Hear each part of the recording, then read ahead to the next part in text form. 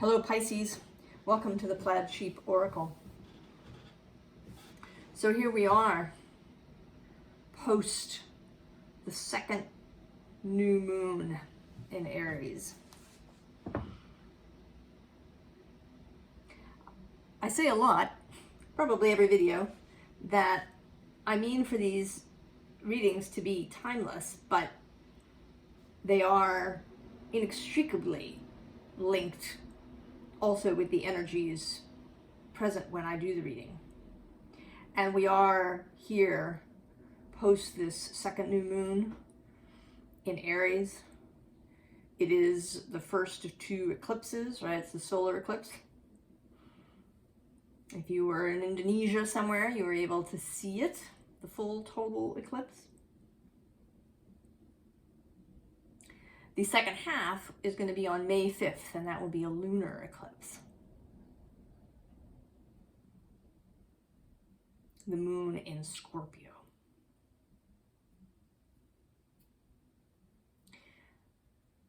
So something that I was noting yesterday, as I did, or actually a couple of, yesterday? I guess it was yesterday, yes. When I did Aries reading, is that in the first new moon, Pluto was being sextiled. Was it a sextile with the new moon? And he was at 29 degrees while the moon and the sun were at 0 degrees of Aries. This time, it's the sun and moon that are at 29 degrees and Pluto that is at 0 degrees of Aquarius. And he rose first. And here on the East Coast, I mean, it would have been different depending on where you are. That first new moon happened kind of at midday. And this new moon was happening at midnight.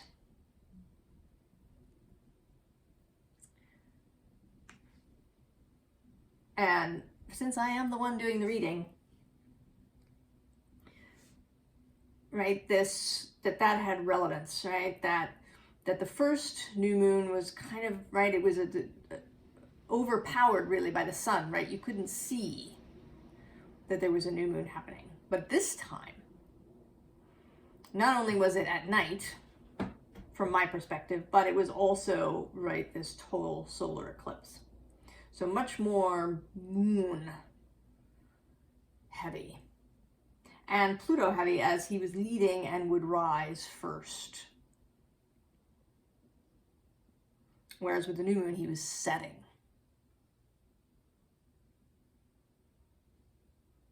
So there is this great sense of newness, doubling, and also transformational, because Pluto, not only is he first, but also this time Pluto is square, right? The relationship is a square. And there's much more tension there, but there's also much more potential for change with a square than with a sextile. The other thing is that today, I don't know exactly when, Mercury stations retrograde in Taurus. And not quite 16 degrees.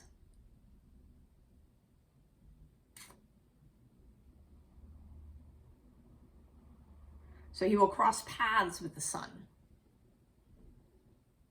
while he is moving back, while he's retrograding. And the sun moved into Taurus like 4.25, 4.5, something like that, hours post this new moon. So there's a lot of shifting of signs and shifting of energies and senses of newness, but also a sense of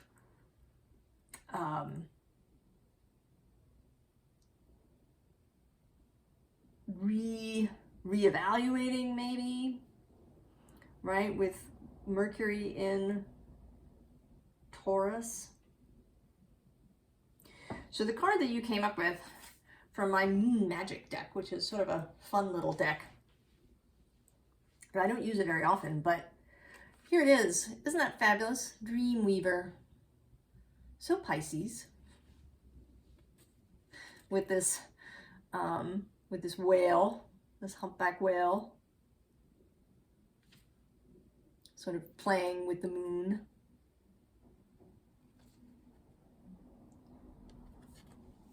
And the other card that wanted to come out, oddly, from this little Major Arcana only deck that I have with cats.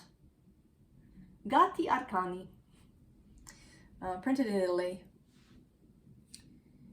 Il Giudizio, Judgment.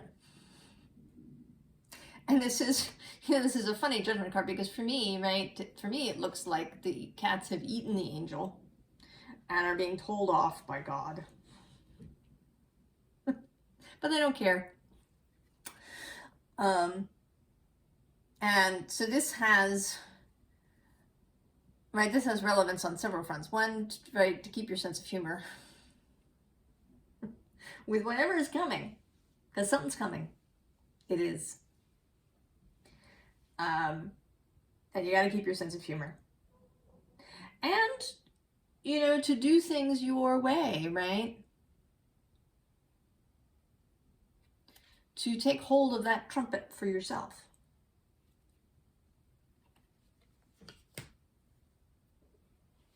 Right, in this whale, there's this kind of dancing energy from the whale.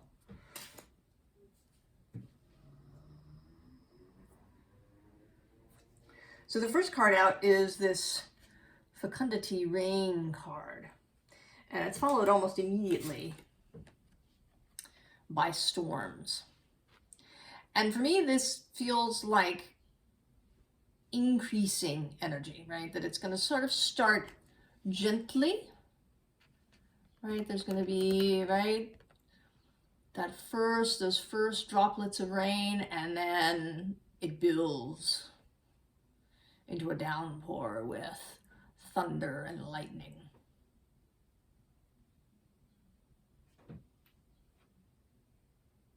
So there's a sense of building, and that may be, right, partly because of this Mercury retrograde that's happening. Perhaps if you're watching this at some much later date, there is another Mercury retrograde happening.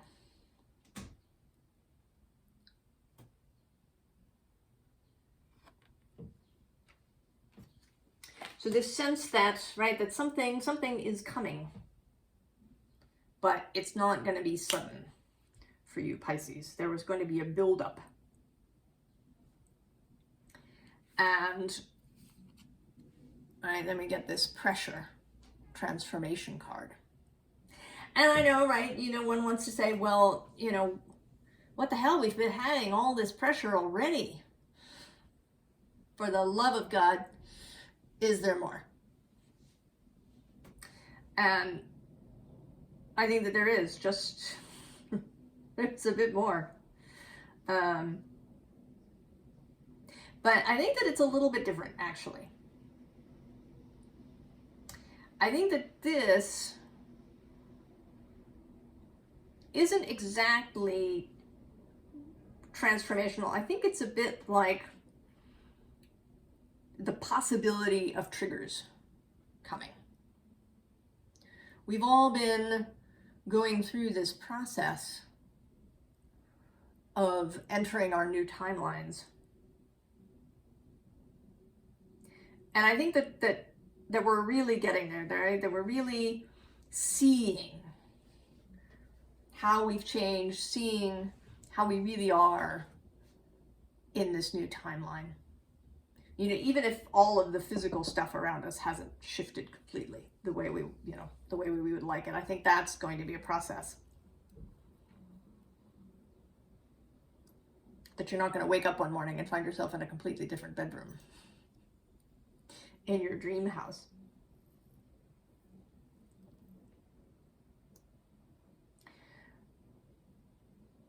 I think that whatever is coming is going to be, it's not going to be a test in the sense of, you know, the universe giving you a test that you have to pass, but that you will be tested, right? That these changes, this new timeline is going to get tested just because it's new and you're new.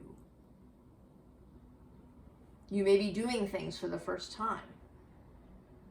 that you've never done before, making choices in ways that you've never done before. And you may encounter things that in the past would have knocked you on your ass, or sent you, under the covers, or, caused you to have some sort of automatic reflexive response. And that's not going to happen this time. But it will be, right, you're going to notice it.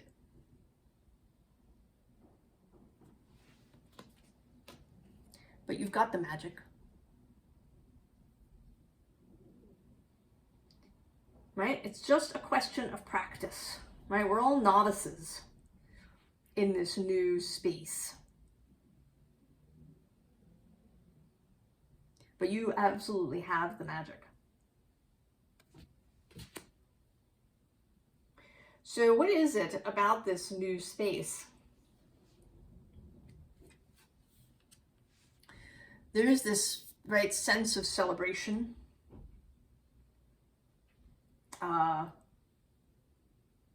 Right, feeling really good, feeling focused, feeling like you know what you want. The Ace of Wands is under this card. Having a new idea.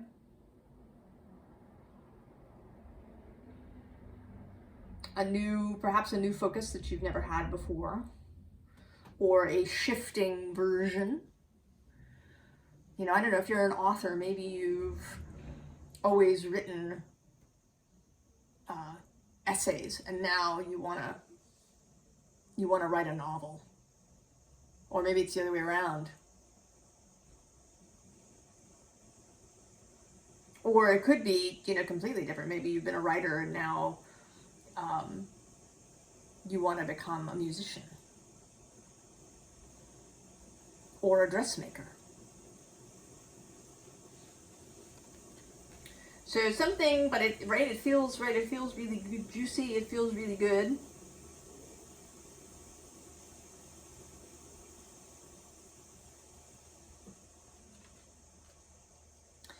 We have this King of Cups, and this, I think, is you here showing up as the King of Cups.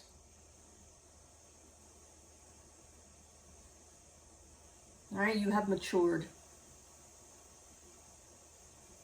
You have come into particularly emotional maturity.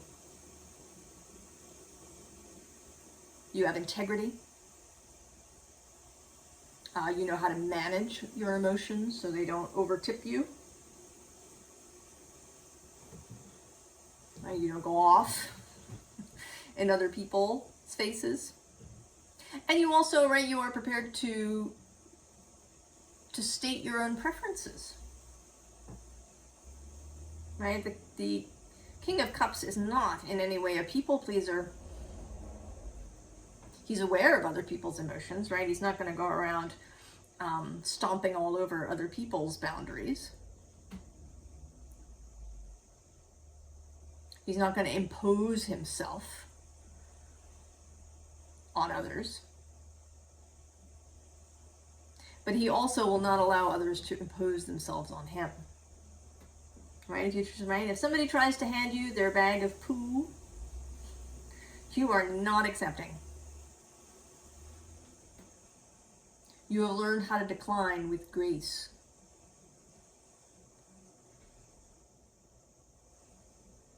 How to maintain those emotional and spiritual boundaries without, having to blow up at people or ghost people.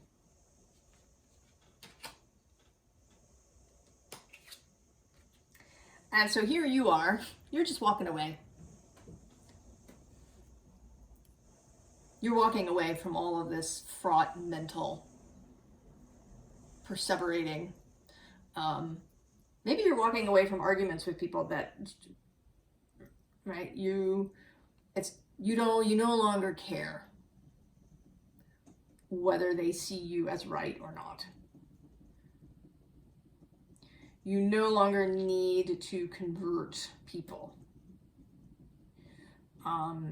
You no longer need for people to, I don't know, maybe to like you. Maybe you're not so concerned about that. I mean, of course, we all, right, we all want affection and to be, you know, to be loved, and, you know, for people to, right, we do want some people to like us. But you're not willing to compromise yourself to do that. You're not willing to say things you don't believe, or participate in things that you believe are wrong, or are simply of no interest to you. You are walking away from the conflict. And when you do that, with confidence and grace and this King of Cups energy, you enter into this collaborative space.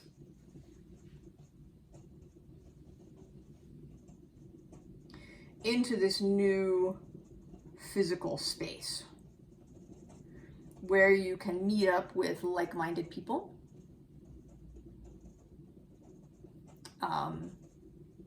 You know, and people with, you know, they don't all, right, they don't have to be the same, right? Everybody in this picture has a different skill.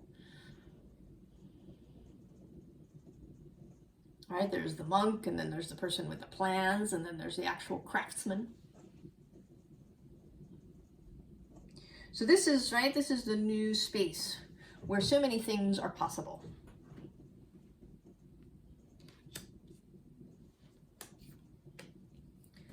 And you are willing to learn. In fact, I think you're excited. You're excited to learn. To really use some new skills that you've acquired along the way as we've been all going through this stillness, this silence, this learning about yourself, about your own strengths, about your own worthiness. And you know, right, that you actually don't have to, right, like be the King of Pentacles now. Right, you can proceed, right, this process, this building energy.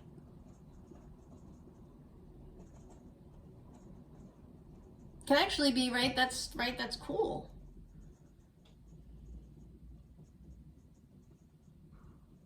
You know, I myself, I love to learn new things.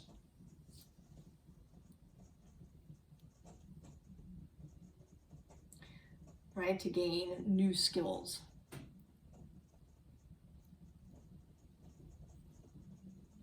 And, right, it may be, you know, not to your, you know, aesthetic satisfaction, right? I sort of picture someone, right, going to a pottery class, learning how to throw pots on a wheel.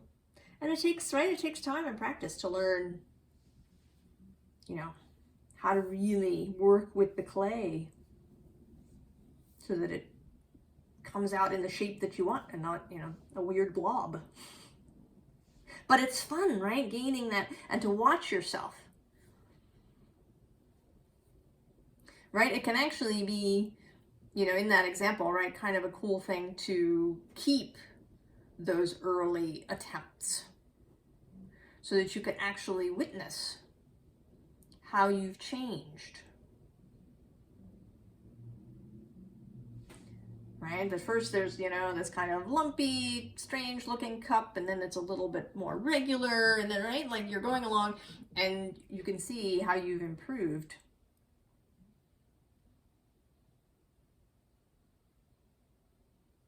And there's some real satisfaction, I think, to be gained from that. And it may be, you know, of course, I was thinking of Saturn, right, in Pisces as he is there now. So you may be, right, this may be part of why you are feeling, right, this kind of juice around doing things in the physical world, of sticking your hands in the clay of whatever it is. And I do think that as human beings, making things, right, physically making things, is kind of a part of who we are, right? I think it gives us real satisfaction, even if it has absolutely nothing to do with your livelihood.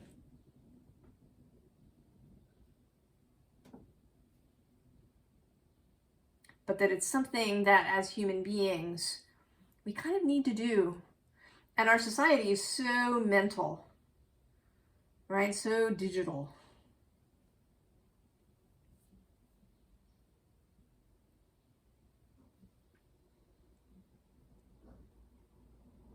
That I think we've, in many cases, forgotten the real satisfaction that we gain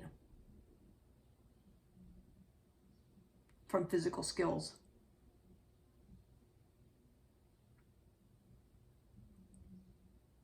I do think that whatever this new learning is going to be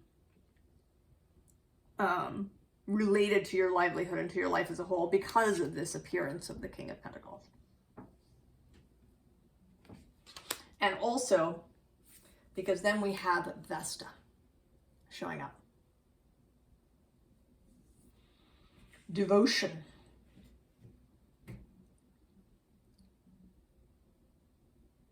To something new. Tending the flame of this new venture, this new learning that you're having.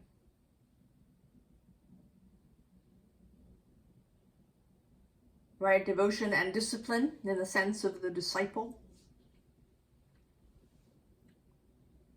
are going to be needed, right? Especially at the beginning when, you know, maybe things don't turn out and your pot is all lumpy.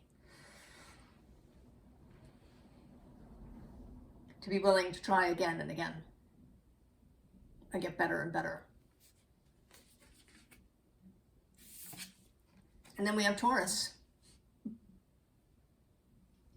I mean, actually we have Taurus, we have this solar flare activate card, and then we have Capricorn, achieve. There's a process for you, right? You start, you plant the seeds, you water them, you take care of them, you do the practice, you activate your passion.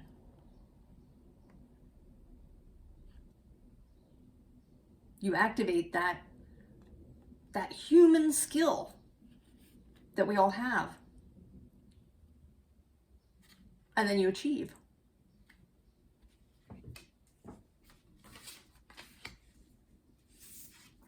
And then there's the moon. Your card, traditionally in the tarot.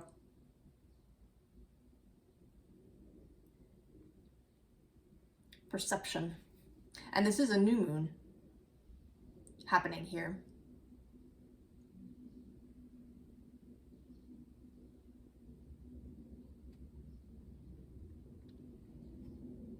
So how you perceive is going to be very important.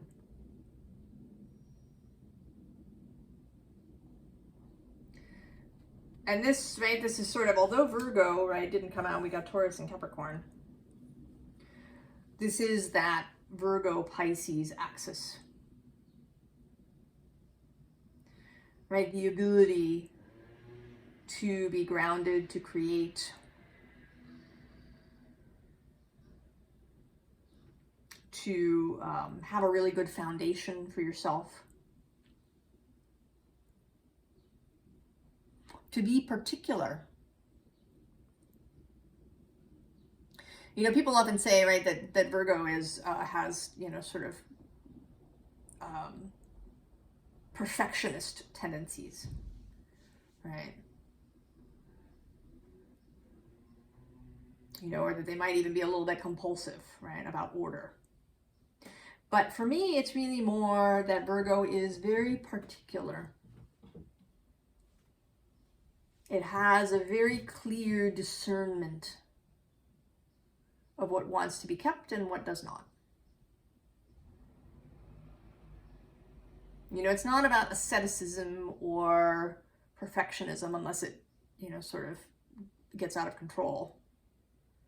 right? It's about particularity, knowing what it is that you want, knowing what you like, knowing what is appropriate, what works for you, knowing how you want it, and, you know, holding that, regardless of what anybody else might say.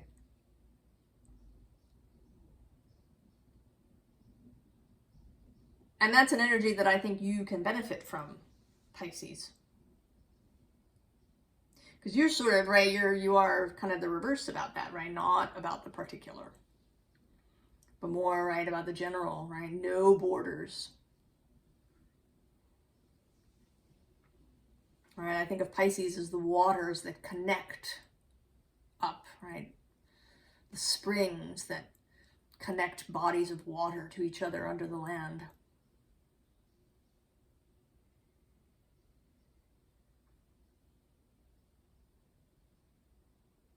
But I think that you, right, would benefit, right, in your working life, perhaps, or in your, right, in this new physical enterprise, from a real sense of particularity.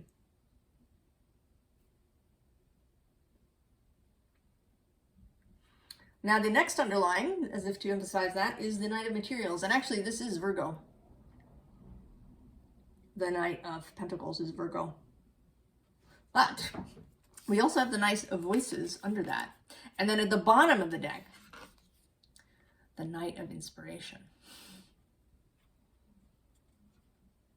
All of this Knight energy. Moving forward. Now you actually, right, the Knight of Emotions, the Knight of Cups is not here. This is kind of a cultivation of all these other energies of earth, air, and fire.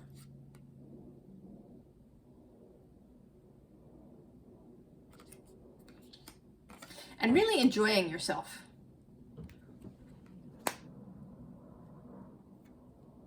Right? Really enjoying yourself. I mean, right? I figure this horse, right, running through this beautiful green pasture. And then this Pegasus flying through fantastical places, and then this Knight of Inspiration all aflame. There's a lot of enjoyment here,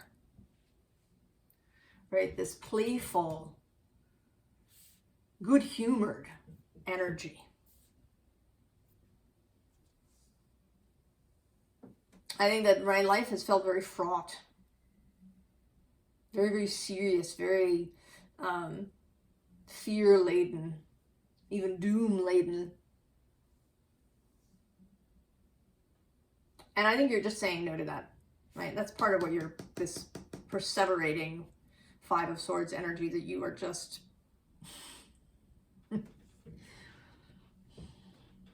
right? You can see, I mean, maybe you've been noticing, as I have, how this kind of thing has an immediate effect in the body.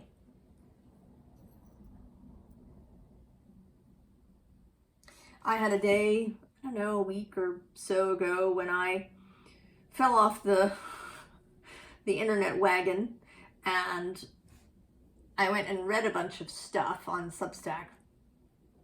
And it was stuff that I agreed with, right? It wasn't, you know, I agreed with the author's premises, but it was all kind of, this bad thing is happening now. And then, you know, really discussing about all the aspects of the bad thing. And I actually had a symptom in my body get considerably worse just at the end of that day. And I was like, oh. And I was so grateful, actually, for that, because it was, you know, so very clear how this was having an effect on my body, on my person, on my health, on how I could move through the world. Right? Change doesn't really, at least permanent change, really good, solid, expansive change, doesn't happen in this Five of Swords kind of energy.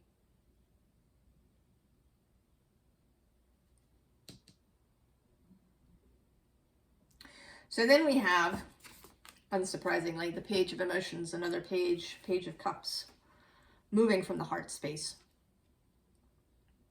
And this is, right, particularly nice for Pisces, right? This octopus dress that she has, and then, but then there's also this little landscape inside there of a new world that can be, right, that is being created, ready to be birthed. And then the Two of Inspiration, Two of Wands, seeing, looking in a new direction, finding inspiration in new places. And the Hierophant. More Taurus type energy. But this is a particularly sort of mystical Taurus. This is kind of the Taurus-Scorpio axis, which is a sort of sextile trine relationship to you and Virgo.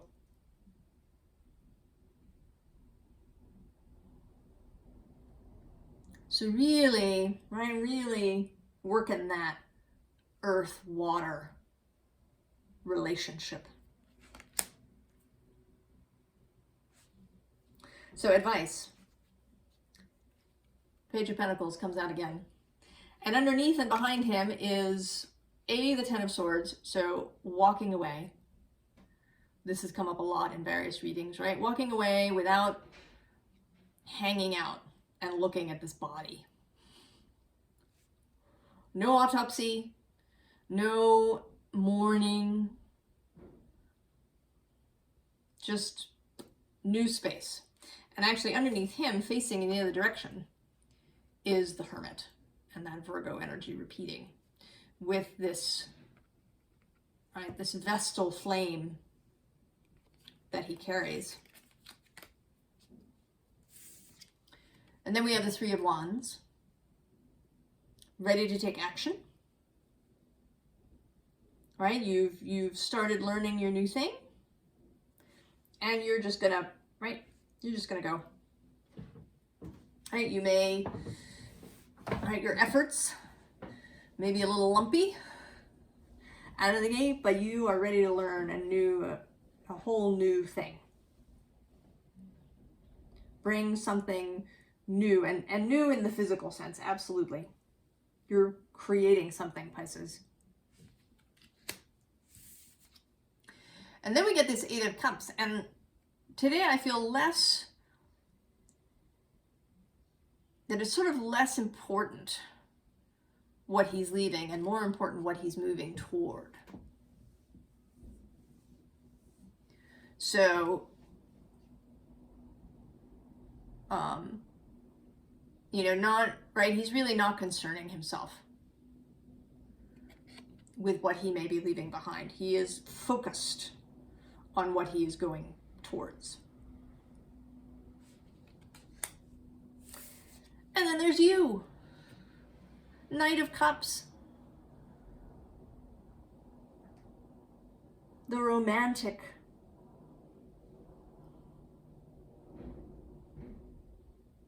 Also not a knight that moves really rapidly, right? The Knight of Process.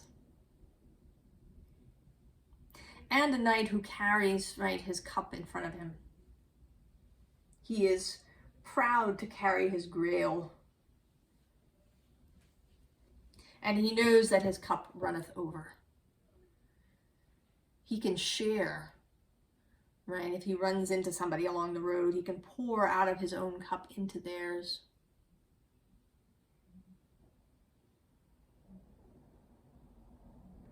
That is the beauty of you, Pisces. This sense of, you know, not having borders, right? That you can interact and feel compassion for and empathy for and love for whoever you might encounter. And then you can infuse this beautiful, watery, cosmic, magic, alchemical energy of yourself into a new physical venture.